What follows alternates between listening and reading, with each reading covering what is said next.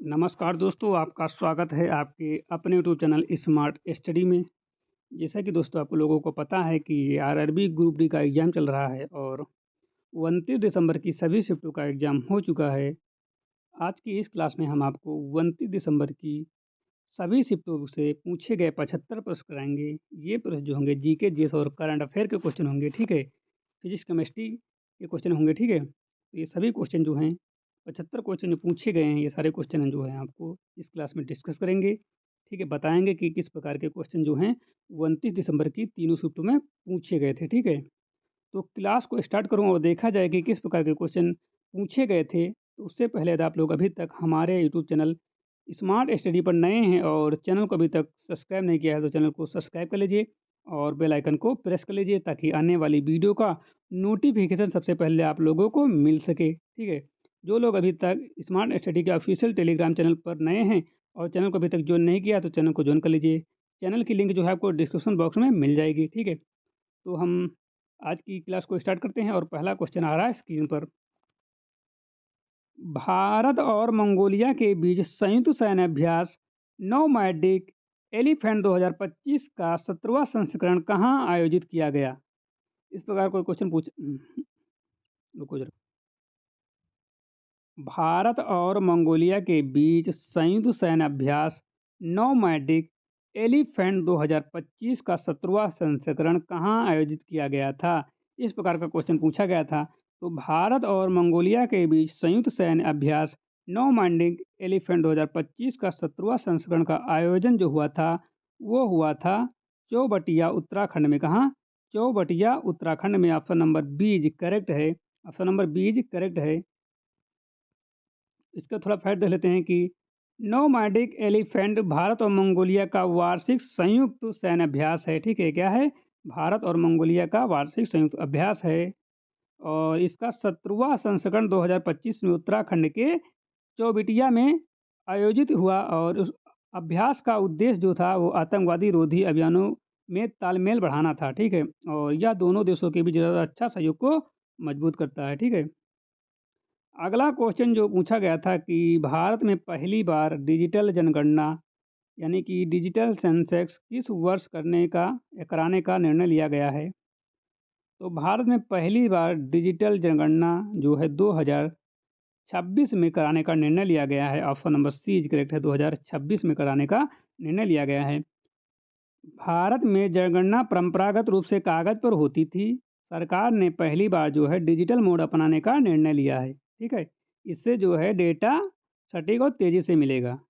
अगला क्वेश्चन, जून 2025 तक test cricket में सबसे कम पारियों में 13,000 रन पूरे करने वाले सबसे तेज बल्लेबाज कौन बने?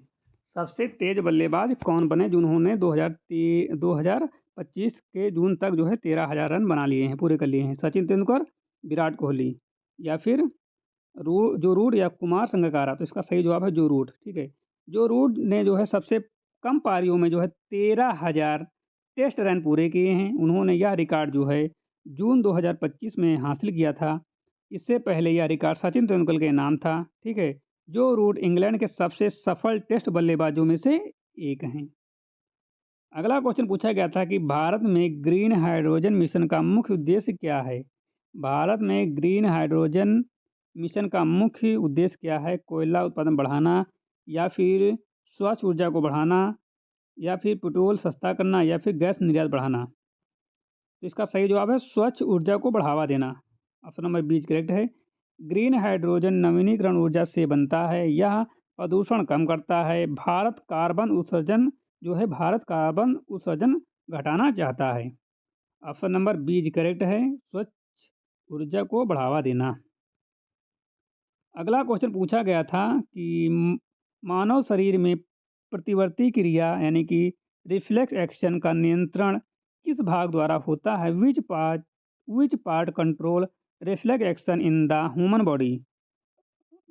ये ऑप्शन दिए हुए थे, चार चार ऑप्शन दिए हुए थे। तो इसका जो सही जवाब है मेरुज। क्या है? मेरू रज्जू, ठीक है? मेरू रज्जू स्पिन कॉर्ड। प्रतिवर्ती क्रियाएं बहुत तेज होती हैं। इनका नियंत्रण मेरुरज्जु द्वारा किया जाता है। इसमें मस्तिष्क की सीधी भूमिका नहीं होती और इससे शरीर को तुरंत खतरे से बचाया जाता है। अगला क्वेश्चन पूछा गया था कि मानव शरीर में इंसुलिन हार्मोन का स्राव किस अंग से होता है? Insulin hormone is secreted by which organ? तो ये जो होता है अग्नाशय से होता है। Option number B is correct है, अग्नाशय। ठीक है, पैनक्रीज से होता है। इंसुलिन रक्त में शर्करा नियंत्रित करता है। क्या करता है? रक्त में शर्करा नियंत्रित करता है और इसका स्राव अग्नाशय की बीटा कोशिका करती हैं और इंसुलिन की जो है कमी मधुमेह से होती है। ठीक है। अगला क्वेश्चन जो पूछा गया था कि ब्लीचिंग पाउडर का निर्माण किन दो पदार्थों की अभिक्रिया से होता है? ब्लीचिंग पाउडर का निर्माण किन दो पदार्थों की अभिक्रिया से होता है? Bleaching powder is produce by reacting which two substance? Option है बिना बुझा चूना और क्लोरीन, बुझा हुआ चूना और क्लोरीन, सोडियम कार्बोनेट और क्लोरीन, या बुझा हुआ चूना और ऑक्सीजन। ये 4 ऑप्शन दिए हुए थे, तो सही जवाब जो था ऑप्शन नंबर बी, बुझा हुआ चूना और क्लोरीन। ब्लीचिंग पाउडर जो है CaOH का होल्ड टेस्ट पर क्लोरीन गैस प्रवाहित करके बनाया जाता है। यह एक महत्वपूर्ण अपमार्जक और कीटाणुनाशक है। इसका उपयोग पानी शुद्धिकरण में होता है। इसे क्लोरीन पाउडर भी कहा जाता है। क्या कहा जाता है? क्लोरीन पाउडर भी कहा जाता है। अगला क्वेश्चन है कि रात में तारे टिमटिमाते क्यों दिखाई देते हैं? Why do star appear to twinkle? Option दिए थे विवर्तन के कारण, वायुमंडलीय अपवर्तन के कारण, प्रकीर्णन के कारण, या वास्तविक चमक बदलने से। तो वायुमंडलीय अपवर्तन के कारण जो है ये तारे टिमटिमाते हैं। तारों का प्रकाश पृथ्वी के वायुमंडल से होकर गुजरता है, यानी कि वायुमंडल से होकर आता है। वायुमंडल की घनता बदलती रहती है, इससे प्रकाश की दिशा बदलती है। इसी कारण जो है तारे टिमटिमाते हैं। ठीक है, ऑप्शन नंबर बी करेक्ट है। अगला क्वेश्चन पूछा गया था कि धातु कार्बोनेट और अम्ल की अभिक्रिया से क्या बनता है? What are the product when a metal carbonate react with an acid? लवण और हाइड्रोजन, लवण और कार्बन डाइऑक्साइड और जल, साल्ट CO2 और वाटर, धात्विक ऑक्साइड और जल, केवल लवण और ऑक्सीजन। तो इसका जो सही जवाब है लवण और carbon dioxide, option number B is correct. अगला इसका तो देख लेते हैं कि धातु कार्बोनेट प्लस अम्ल बराबर लवण प्लस CO2 प्लस जल एक समान रासायनिक अभिक्रिया है। कार्बन डाइऑक्साइड गैस निकलती है, इसे पचाने के लिए चूने का पानी का प्रयोग किया जाता है। अगला क्वेश्चन, ओजोन परत, ओजोन लेयर मुख्य रूप से किस गैस से बनी होती है? The ozone layer is mainly compose of which gas? O2, O3, CO3 या फिर N2? तो ये जो बनी होती है O3 से बनी होती है। ओजोन परत O3 गैस से बनती है। यह सूर्य की हानिकारक UV किरणों से बचाती है और ओजोन जो है क्षरण त्वचा कैंसर से खतरा बढ़ता है। ठीक है, ओजोन क्षरण से। ठीक है। भारत में राष्ट्रीय खेल दिवस कब मनाया जाता है? When is national sport day celebrated in India? 15 अगस्त, 23 अगस्त, 29 अगस्त या 2 अक्टूबर? तो भारत में खेल दिवस जो मनाया जाता है 29 अगस्त को मनाया जाता है। राष्ट्र खेल दिवस हॉकी खिलाड़ी मेजर ध्यानचंद की जयंती पर मनाया जाता है। यह खेलों को बढ़ावा देने के लिए मनाया जाता है। इस दिन खेल पुरस्कार दिए जाते हैं। अगला क्वेश्चन है कि चक्रवात मोर्चों के लैंडफॉल से पहले अधिकतम हवा की गति कितनी थी? What was the maximum sustain wind speed of cyclone mocha? 150 से 160 किलोमीटर पर आवर, 180 से 190 किलोमीटर पर आवर, 210 से 220 किलोमीटर पर आवर, या 270 से 280 किलोमीटर पर आवर? तो इसका सही जवाब है 210 से 220 किलोमीटर पर आवर। चक्रवात मोचा एक अत्यंत गंभीर चक्रवात तूफान था। इसकी हवा की गति जो है 210 से 220 किलोमीटर प्रति घंटा थी। इसने म्यांमार और बांग्लादेश में भारी नुकसान किया। यह बंगाल की खाड़ी में बना था। Option number C is correct है, 210 से 220। अगला क्वेश्चन पूछा गया था कि नवंबर 2025 के जम्मू कश्मीर उपचुनाव में नागरोटा सीट किसने जीती? Who won the Nagrota seat in Jammu and Kashmir by poll November 2025? तो ये जो जीते भारतीय जनता पार्टी जीती थी, अपना बीच करेक्ट है। नागरोटा विधानसभा सीट पर बीजेपी ने जीत दर्ज की। यह उपचुनाव राजनीतिक रूप से महत्वपूर्ण था और इससे राज्य की राजनीति में बीजेपी की पकड़ मजबूत हुई और उपचुनाव मतदाता भागीदारी के लिए भी चर्चा में रहा। तो ऑप्शन नंबर बी करेक्ट है, बीजेपी जीती है। और अगला क्वेश्चन जो है, आरबीआई ने मई 2022 के बाद पहली बार रेपो रेट में कटौती कब की? When did RBI cut the repo rate for the first time after after हैंक्स? जनवरी 2025, फरवरी 2025, मार्च 2025, अप्रैल 2025। तो ये जब किया था फरवरी 2025 में। Option number B correct. RBI ने मई 2025 में रेपो रेट बढ़ाना शुरू किया था और फरवरी 2025 में पहली बार रेपो रेट कटौती की गई। यह महंगाई नियंत्रण के बाद लिया गया निर्णय था। इससे लोन सस्ते होने की उम्मीद बढ़ी है। अगला क्वेश्चन जो पूछा गया था, समान वृत्तीय गति में पिंड की चाल पर क्या प्रभाव पड़ता है? Effect on speed in uniform circular motion. चाल बदलती रहती है, चाल स्थिर रहती है, चाल शून्य हो जाती है, पहले बढ़ती फिर घटती है। तो चाल स्थिर रहती है। ऑप्शन नंबर बीच के चाल स्थिर रहती है। समान वृत्तीय गति में चाल का परिमाण स्थिर रहता है, केवल दिशा बदलती रहती है, इसलिए त्वरण उपस्थित होता है। इसे अभिकेंद्री त्वरण भी कहते हैं। अगला क्वेश्चन जो पूछा गया था कि 5 जून 2025 को विश्व पर्यावरण दिवस की थीम क्या थी? Theme of world environmental day 2025, one earth, only one earth और इकोसिस्टम रेस्टोरेशन या our land our future, best plastic pollution, beats plastic pollution. तो इसका सही जवाब था हमारी भूमि हमारा भविष्य, our land our future. Option number C correct था। ये थीम थी इसकी। 2025 की थीम भूमि संरक्षण पर केंद्रित थी। इसका उद्देश्य जो था मरुस्थलीकरण रोकना था। संयुक्त राष्ट्र द्वारा यह थीम घोषित की गई। यह सतत विकास को बढ़ावा देता है। किसको देता है? सतत विकास को बढ़ावा देता है। अगला क्वेश्चन है, यूपी पुलिस भर्ती महिलाओं के लिए कितनी सीटें आरक्षित हैं?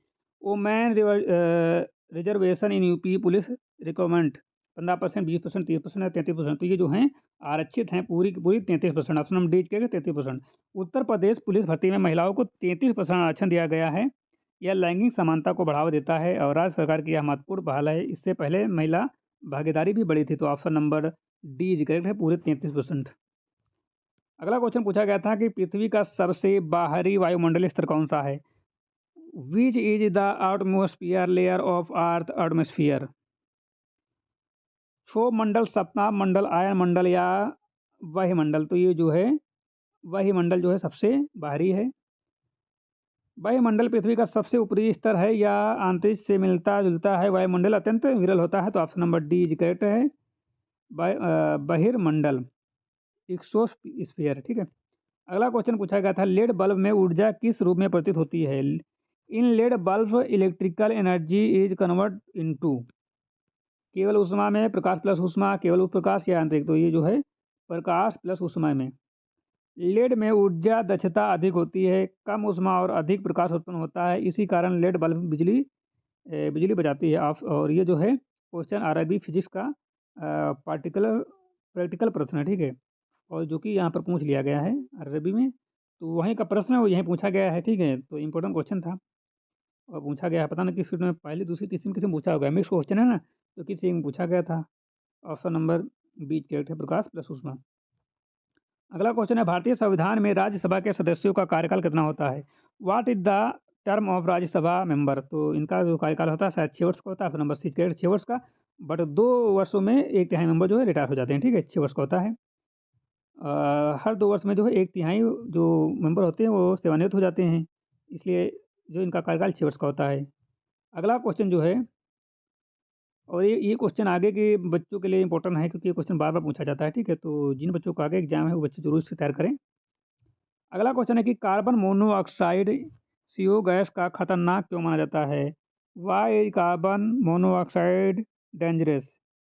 तो कार्बन ऑक्साइड को जो है डेंजरस इसलिए माना जाता है क्योंकि इसमें हीमोग्लोबिन से जुड़ हो जाती है। ठीक है, हीमोग्लोबिन से जुड़ जाती है, यानी कि हीमोग्लोबिन से जुड़ जाती है, तो इससे जो है इससे शरीर में ऑक्सीजन की कमी हो जाती है। ठीक है। और यह रंगहीन और गंधहीन गैस होती है। ऑप्शन नंबर सी करेक्ट है, यह हीमोग्लोबिन से जुड़ जाती है। अगला क्वेश्चन है कि कार्य वर्क डन का SI मात्रक क्या है? SI unit of work, watt, newton, joule, pascal? तो इसके सही जवाब है जूल है। ठीक है। मतलब कि कार्य की SI यूनिट जूल है। कार्य का फार्मूला होता है बल गुणे विस्थापन, SI यूनिट जूल होता है। 1 जूल बराबर होता है 1 न्यूटन गुणे 1 मीटर। ठीक है। तो ऊर्जा का SI मात्रक है। ठीक है। अगला क्वेश्चन पूछा गया था कि भारत में राष्ट्रीय आय, नेशनल इनकम की गणना किस संस्था द्वारा की जाती है? तो ये की जाती है नेस्टो द्वारा। ठीक है। हालांकि पहले शिशु था, अभी नेस्टो हो गया है। ठीक है। ऑप्शन नंबर सी करेक्ट है। इसके द्वारा केंद्रीय संख्यांकी कार्यालय द्वारा। भारत में राष्ट्रीय आय की गणना जो है एनएसओ करता है। पहले यह कार्य सीएसओ करता था। यह जीडीपी और एनजीपी आदि आंकड़े जारी करता है। अगला क्वेश्चन पूछा गया था, रेडियोधर्मी तत्व का क्षय किस नियम पर आधारित होता है? रेडियोधर्मी तत्व का क्षय किस नियम पर आधारित होता है? न्यूटन ओम का नियम और अर्धायु नियम या बायल का नियम? इसका जो सही जवाब option number C is correct है, अर्धायु का नियम। Option number C is correct है। रेडियोधर्मिता तत्व क्षय होते हैं और अर्धायु वह समय है जिसमें आधा पदार्थ नष्ट हो जाता है। यह प्रक्रिया ताप व दाब से प्रभावित होता नहीं होता है। ठीक है। अगला क्वेश्चन पूछा गया था, मानव शरीर में पित्त रस यानी कि बाइल जूस का निर्माण कहाँ से होता है? Bile juice produce in the human body अग्नाशय, आमाशय, अग्नाशय, यकृत या फिर पित्ताशय। तो ये जो होता है पित्त किससे होता है? यकृत से होता है, लीवर से होता है। ठीक है। पित्त रस का निर्माण जो यकृत में होता है, यह वसा के पचन में सहायक होता है और पित्ताशय केवल इसका संग्रह करता है। Option number C is correct है, लीवर से। और अगला क्वेश्चन पूछा गया था कि भूकंप की तीव्रता मापने के लिए किस पैमाने का उपयोग किया जाता है? तो भूकंप का तीव्रता मापने के लिए जो रिक्टर पैमाने का उपयोग किया जाता है। Option number E is correct है, रिक्टर स्केल का। ठीक है, इसे रिक्टर स्केल बोलते हैं। ठीक है, रिक्टर स्केल भूकंप की तीव्रता मापा जाता है, या इसे क्या बोलते हैं, या लॉगरिदमिक पैमाना होता है और प्रत्येक अंक पर ऊर्जा कई गुना बढ़ जाती है। ठीक है। अगला क्वेश्चन जो पूछा गया था कि भारत का नियंत्रक एवं महालेखा परीक्षक सीएजी किसके प्रति उत्तरदायी होता है? To whom is the Comptroller and Auditor General of India responsible? ये जो होते हैं, ये होते हैं संसद के प्रति जिम्मेदार होते हैं। सीएजी संसद के प्रति उत्तरदायी होता है, यह सरकारी खर्चों की जांच करता है और वित्तीय प्रदर्शन सुनिश्चित करता है। और अगला क्वेश्चन जो पूछा गया था कि ध्वनि तरंगे किस माध्यम में सबसे तेज चलती हैं? तो ध्वनि तरंगे जो सबसे ज़्यादा चलती हैं वो ठोस में चलती हैं। किस में चलती हैं? ठोस में चलती हैं, सॉलिड में चलती हैं।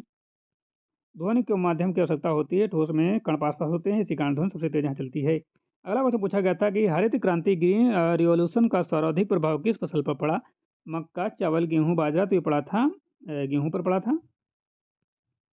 हरित क्रांति का मुख्य उद्देश्य खाद्यान्न उत्पादन बढ़ाना था। गेहूं उत्पादन में सर्वाधिक वृद्धि हुई और इसमें जो है HIV बीजों का उपयोग हुआ, HYV बीजों का उपयोग हुआ। अगला क्वेश्चन पूछा गया था, मानव नेत्र में रेटिना का कार्य क्या है? What is the function of retina in the human eyes? प्रकाश को नियंत्रित करता है, प्रतिबिंब बनाना, आँख की रक्षा करना या आंसू बहाना। तो मानव रेटिना का मतलब होता है प्रतिबिंब बनाना। रेटिना पर वस्तु का वास्तविक प्रतिबिंब बनता है या उल्टा और छोटा होता है। यहीं से संकेत मस्तिष्क को भेजे जाते हैं। ठीक है, मस्तिष्क को संकेत भेजे जाते हैं। ऑप्शन नंबर बीच करेक्ट है। अगला क्वेश्चन पूछा गया था कि किस गैस को हंसाने वाली गैस या लाफिंग गैस कहते हैं? तो ये जो होता है N2O को जो है लाफिंग गैस कहते हैं, नाइट्रस ऑक्साइड को जो है लाफिंग गैस कहते हैं, हंसाने वाली गैस कहते हैं N2O को। अगला क्वेश्चन पूछा गया था, भारतीय संविधान किस देश के संविधान से सर्वाधिक प्रभावित है? तो ये जो है ये है ब्रिटेन के संविधान से सर्वाधिक प्रभावित है। ऑप्शन नंबर बीच है, ब्रिटेन। भारत ने संसदीय प्रणाली ब्रिटेन से ली है, कानून का शासन भी ब्रिटिश प्रभाव है, कई प्रशासनिक प्रावधान वहीं से लिए गए हैं। ठीक है, तो आज की क्लास यहीं पर समाप्त होती है। यदि आपको क्लास अच्छी लगी हो तो लाइक कर देना, चैनल पर नया तो सब्सक्राइब कर लीजिए, बेल आइकन को प्रेस कर लीजिए ताकि आने वाली वीडियो का नोटिफिकेशन सबसे पहले आप लोगों को मिल सके। ठीक है, जय हिंद दोस्तों, मिलते हैं नई क्लास के साथ।